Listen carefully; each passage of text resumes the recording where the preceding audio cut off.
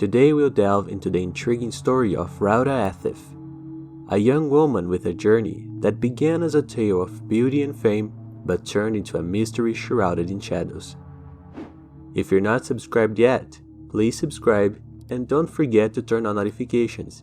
Now, without further ado, let's go to the video.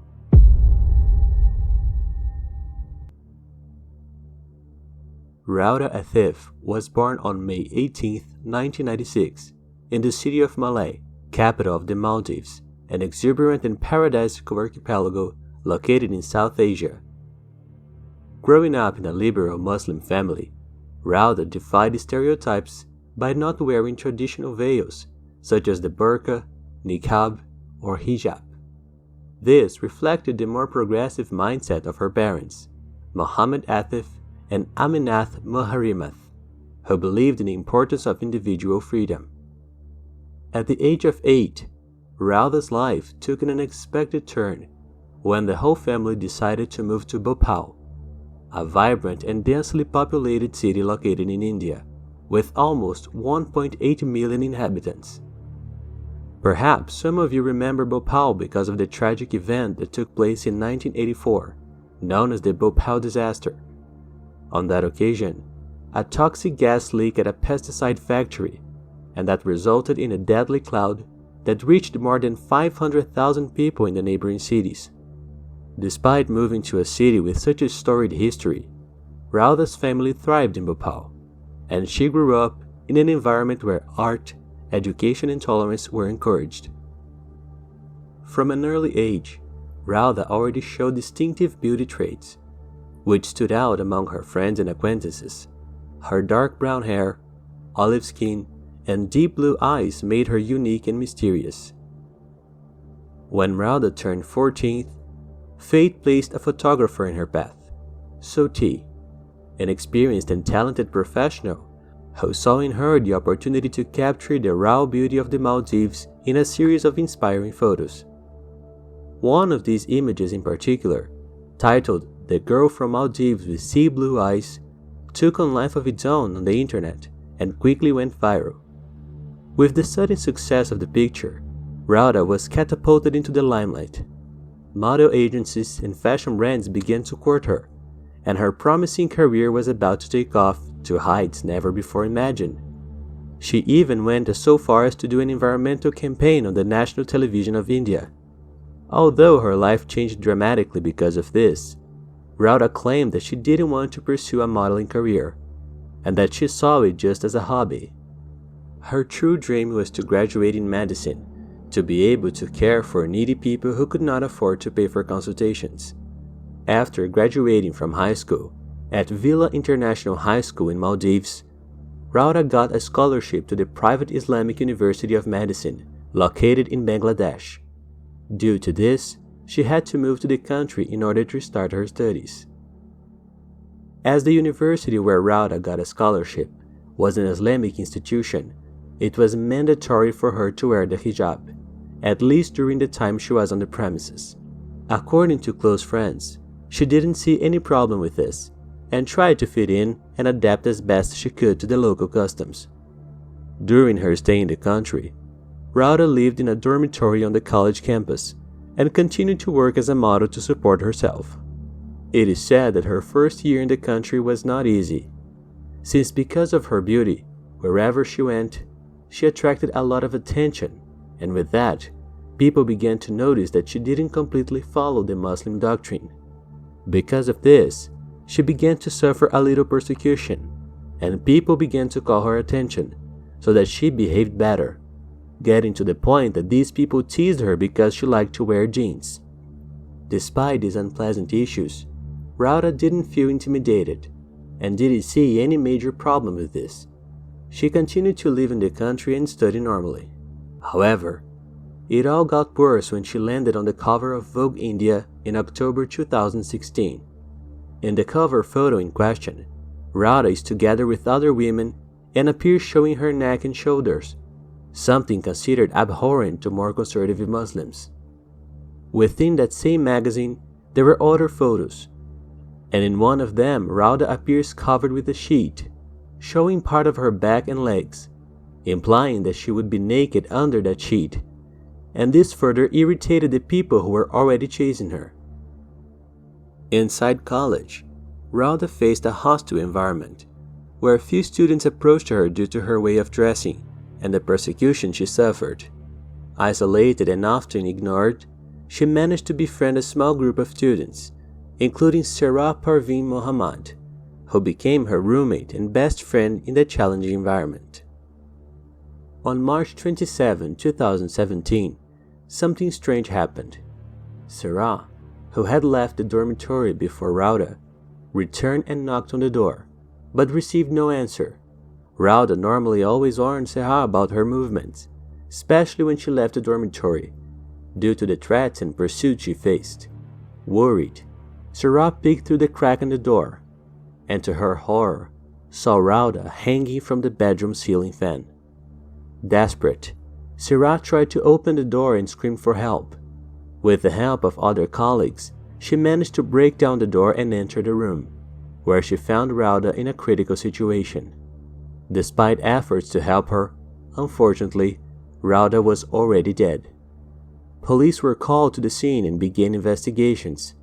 However, due to the action of some people who entered the room to help, the crime scene was contaminated, hampering the collection of clues and evidence that could clarify what really happened on that tragic day.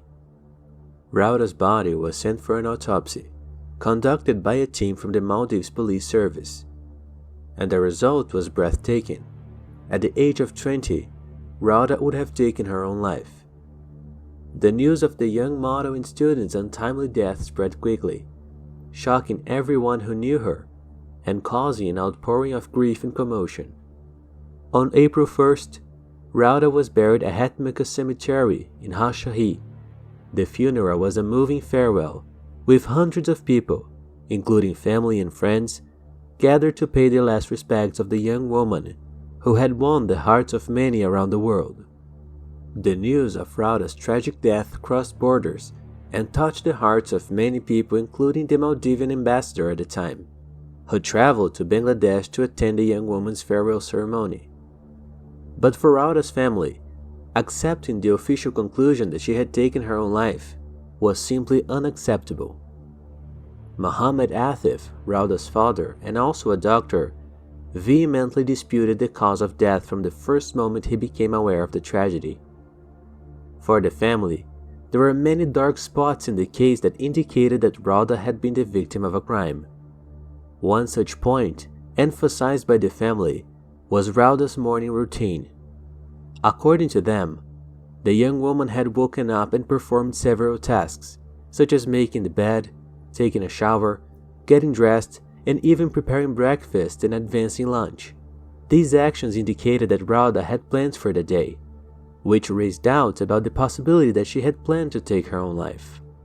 Another piece of evidence that caught the family's attention was the presence of signs of struggle in Raudha's bedroom. A mirror was broken, and a small glass coffee table was cracked. For Raudha's father, these marks indicated that a struggle had taken place at the site, suggesting that his daughter might have been the victim of violence. The family also questioned the conduct of the procedures by the local authorities. They alleged that removal of Raudha's body and other procedures were carried out without proper on-the-spot expertise, and without proper examination of possible evidence. Furthermore, the autopsy took place even before the arrival of the girl's parents, who were living in Australia, and without proper authorization. Faced with these minor inconsistencies, Raudha's parents began to suspect that the affair was being covered up.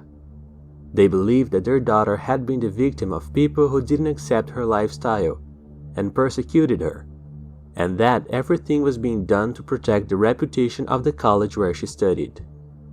Determined to prove their theories, Raudha's parents hired independent experts and coroners to look into the case.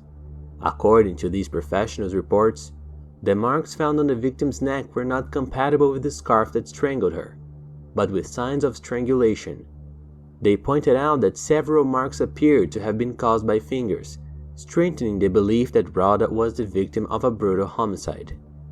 In the face of all this evidence and arguments presented by the family, the case of Raudha Athif became even more complex and intriguing, raising serious doubts about the authorities' official conclusion. Is it possible that the young model and student was the victim of a crime? Or was her death really the result of a desperate act? The answers to these questions remain elusive and are subject of heated debate among Raudha's family, friends, and followers around the world. Despite arguments from the family contesting the official conclusion that Raudha took her own life, the authorities who conducted the investigation insisted that the marks found on her neck were, in fact, birthmarks.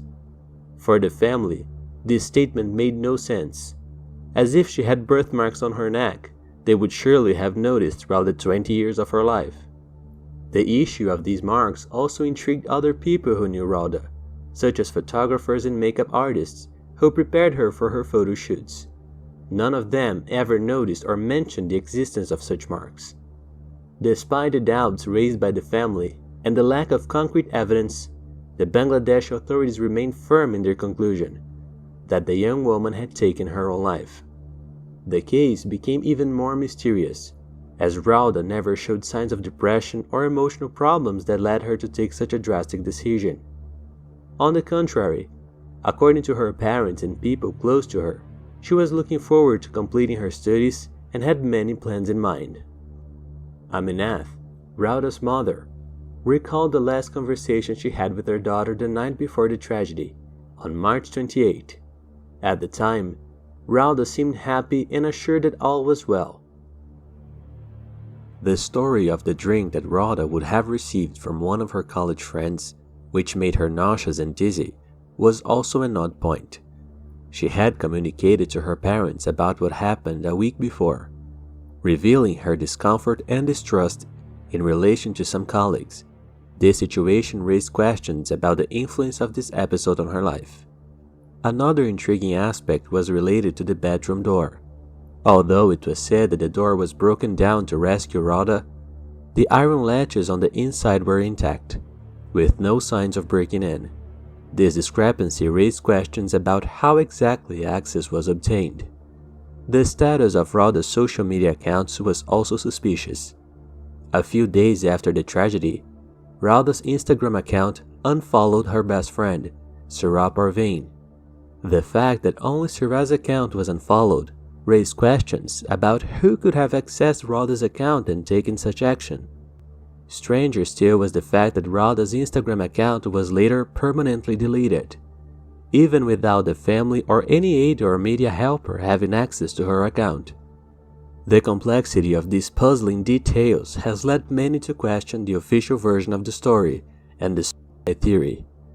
The uncertainties and apparent inconsistencies left a mystery surrounding the death of Raudha Athif, fueling speculation and debate around the world. The status of Raudha's Instagram accounts, coupled with the absence of signs of a break-in at the dorm door, generated two intriguing hypotheses.